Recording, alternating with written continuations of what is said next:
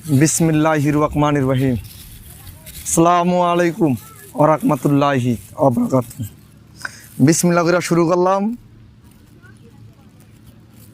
যে রোদ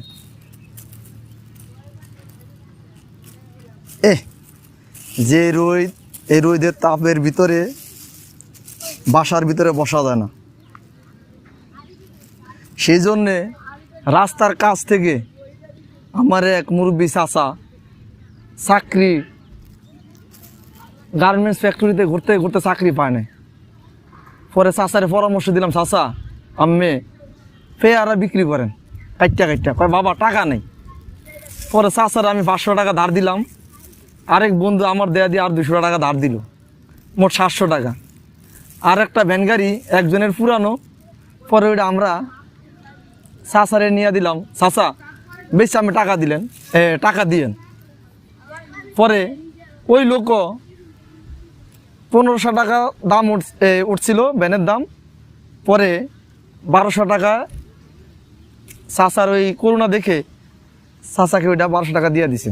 পরে হঠাৎ করে যখন বেরোমো বাসাতে নেই, যে বিদ্যুৎ নাই, বিদ্যুৎ ছিল বাসায় কিন্তু বিদ্যুৎ ছিল না। পরে একটু একটু ঘোরাঘুরি করি, পরে চাচা যখন সামনে পড়ে যে চাচায় এই পেয়ারা বিক্রি করে, ঠিক আছে। পরে একটা খাইলাম, খাইয়া পরে একটু নিরিবিলি এক জায়গায় যাই, মাঠে খোলামেলা জায়গায়। অন কই দেন, আমরা দেন, আমি খাই একটু। চাচার যে আমরা বানাইছে চাচা নিজের মন মতো, সেই স্বাদ হয়েছে।